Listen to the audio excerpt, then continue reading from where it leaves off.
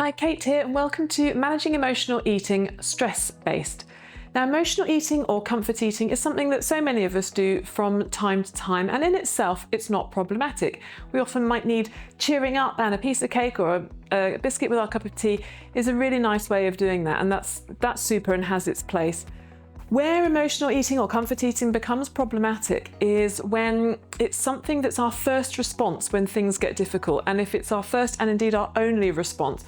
So it's what we rely on almost as an automatic reaction that we feel something that's a bit challenging and we head straight for food to deal with it. And basically what we're trying to do is to squash that emotion with food and with the dopamine effect, because we tend to choose foods in that scenario that are high in sugar, high in fat, the sort of stodgy, the sweets, the cakes, the pastries, all that kind of stuff. And that's with reason, because that's how what our body sort of feels like it wants at that time. But in fact, it doesn't really solve the problem.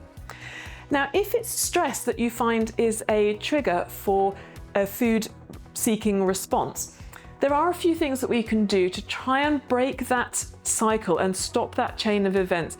It does take practice and it does take time, because this is a learned behavior that you've probably been doing for years and years and years, and so it's not going to be something we can undo overnight. But practicing different techniques really, really will help. So here's a few that could make a difference to stress-based emotional eating. Number one, acknowledge the feeling. Recognize how you're feeling.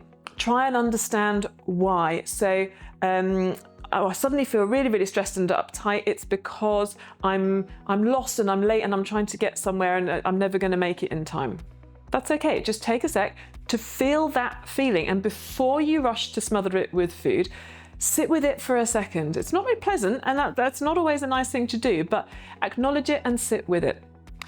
Secondly, acknowledge that food will not help you in that situation, apart from a very temporary distraction and a very sudden rush of sugar perhaps, which in fact will probably make things a little bit worse and make you a little bit more edgy.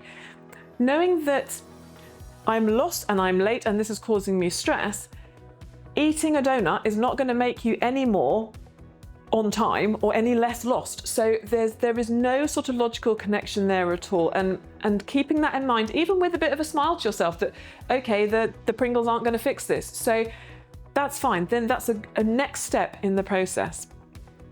With stress as well, what we need to do is breathe. We get very tensed up. Our breath gets short and we get a little bit sort of panicky like that. So really before this situation arises, it's good to practice different types of breath work. In the moment, something like the 4-7-8 technique is a really nice one, where you breathe from your belly deep down there. You breathe in for 4, you hold it for 7, and you let it out for 8. It's a lovely thing to practice, and it really can serve to settle your system down from this heightened state that it's in. Effectively doing what you want the food to do, but doing it better. Another tip would be to get outside, even if it's temporarily, even if it's just standing outside your door or sticking your head out the window, if that's safe to do so, for a couple of minutes can really bring you sort of out of your head a little bit, to refocus on what's around you, and to bring a sense of calm. Even better if you can manage to get out for a walk for a minute, but I appreciate in a busy work day that's not terribly likely, but something where you can step outside or feel the fresh air on your face is a really great way of achieving some sort of calm and some kind of reset for your system. And my final point on this is, if you find that when you feel stressed or anxious and you have reached for food in response, don't worry about it. Worrying it will make it worse. It's not a bad thing. It's a learned thing that you've done, and it's a natural response that you've developed over time. It will get better. It doesn't always have to be like that. If you find that problematic, keep practicing these techniques, and with time and with practice, it won't be your go-to response. Not all the time. And even when it is, don't worry.